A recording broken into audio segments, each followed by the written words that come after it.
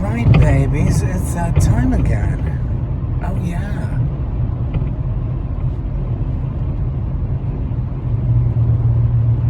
We're drawing to a close the end of the 2024 school year. Oh, yeah. We got this week, and then next week, we got 3 half days next week, so excuse me, this is our last full week.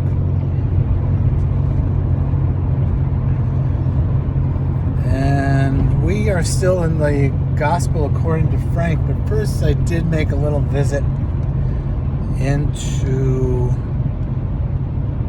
I believe it was Acts 4, where the disciples were seized by the so-called religious elite because they were preaching the resurrection from the dead. Can't have that. I mean, it's totally understandable why it caused a stir, right? I mean, Jesus's crucifixion was no surprise.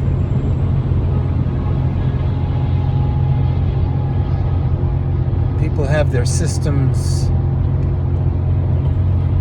Their security is found in those systems. So when you speak of something as outlandish as being resurrected from the dead, it kind of throws a different light on your supposed security system.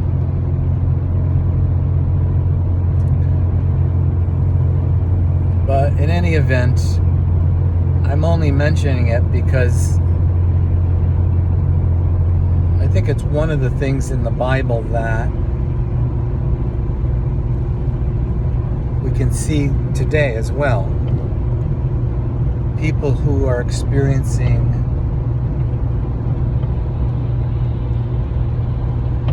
support in supernatural ways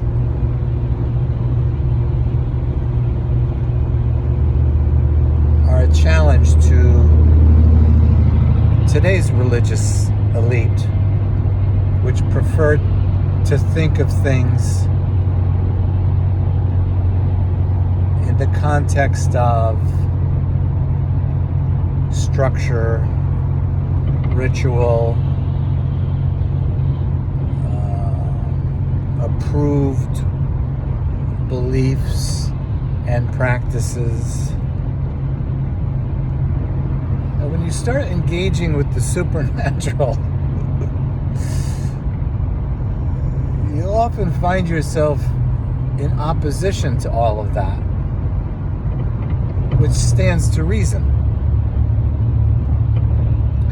That's why I think, people misunderstand things when they look at it. They create this false dichotomy between faith and reason. No, faith is indispensable, but so is reason. Again, we're back to the paradoxes of God. Baby, that's where you need to make your bed. Lay in it, stay in it, grow in it, give birth in it. Give birth to the children of Jesus, namely love, peace, joy, honor, integrity, courage, beauty, creativity, adventurousness. Those are our children. Our children, because we have been united with our eternal bridegroom. Oh yeah. We don't have to wait until we're dead to experience the joys of that union. How else do you think you are experiencing the fruit of the Spirit in your life? Is it not the Word of God implanted in you? The seed of God in you? You giving birth to God's nature? Oh yeah, those are our children, baby. Oh!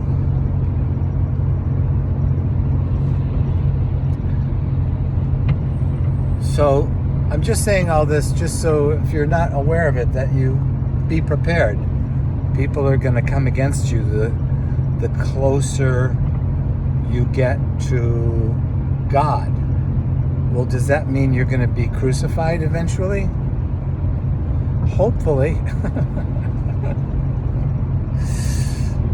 And hopefully sooner than later. And by that I mean we land on Galatians 2:20, that we're crucified with Christ. Nevertheless we live, yet not us that lives, but it's He who loves us in us, who's living this life through us. But we don't really experience that unless we align ourselves with the purpose and the power of the cross, which is to say no to selfishness and say yes to holiness. Now, having said that, there's also the possibility of actually being physically crucified. And if not something as diabolical as that, at least the possibility of being killed for what we believe and what we represent. And if it comes to that, it's not a tragedy, but it's a blessing, because we are adding to the fertile, eternal ground of God in this realm, so people can see the power of being aligned with God. You'd be like, well, I don't really want to align with God if I'm going to be killed. Okay. But don't think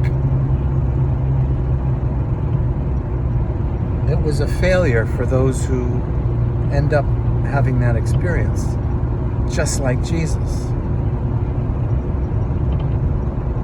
Oh, look at him up on the cross. Ha ha. He lost. No, he was winning. And the reason people don't understand that is because they don't value paradox. I'm telling you, baby, that's the key to God. Because all the foolishness that people have in their minds when they consider religion, it's because of the lack of paradox in it. Even an atheist who has no faith in God and no understanding of experiencing supernatural engagements, they can see the superficiality of living in a dualistic world where everything is either good or bad according to the individual. And just logically, they just see that as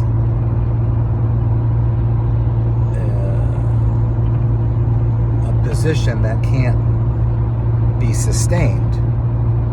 Because if it varies from person to person, then what's the point of what you're saying? Whereas if we can show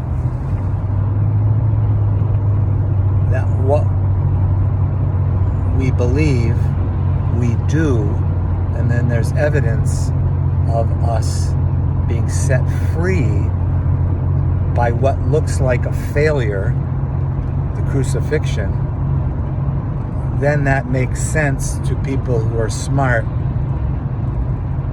who see the frailty of duality and see the exigency of paradox.